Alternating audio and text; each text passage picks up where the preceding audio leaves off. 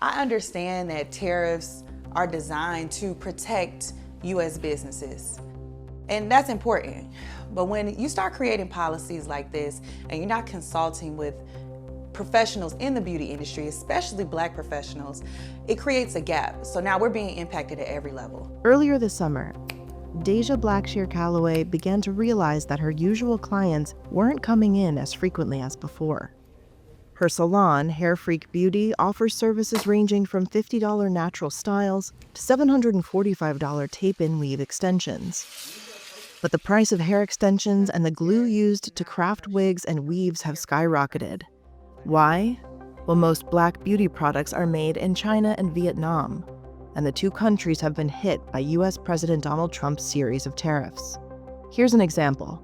A package of synthetic hair imported from Vietnam has gone up $100 to $290 since May. And another, a bottle of hair glue ordered from China has nearly doubled in price at the local supply store.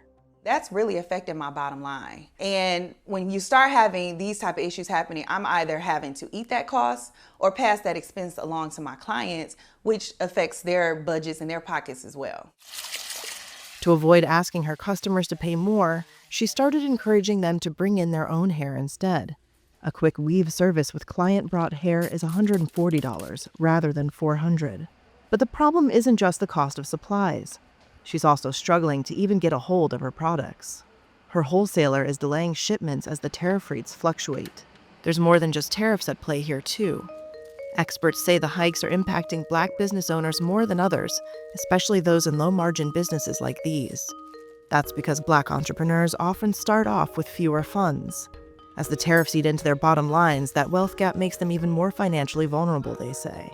When you raise the cost like this, it's like a tax that you're imposing on business. Sina Golara is an assistant professor of supply chains and operations management at Georgia State University. And in some cases, it could be borne by the foreign manufacturer, but in most cases, it will also have quite substantial impacts on the domestic buyers and consumers. Khadija Doso owns Doso Beauty and the Doso Hair Salon in Philadelphia. I think that people are having a really hard time right now financially, and so it makes it difficult for them. She waited over a month to get $50,000 worth of braiding hair made in China after Trump announced 145% tariffs on the country over confusion over which tariff should apply.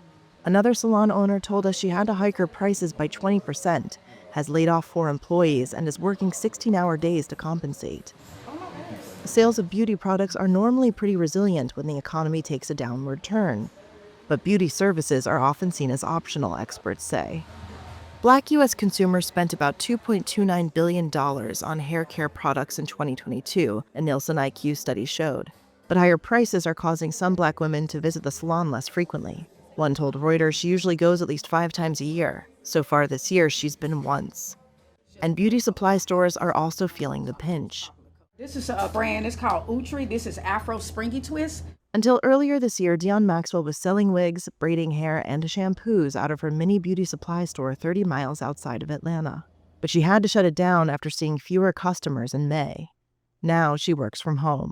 Those people with those bigger stores, they have access to go straight to the source, straight to China and get it. Even though there's a tariff, guess what?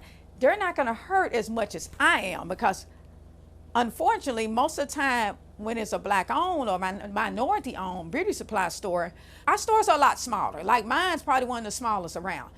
The tariffs have upped Maxwell's wholesale price for China-made braiding hair by 50 cents per pack, she says.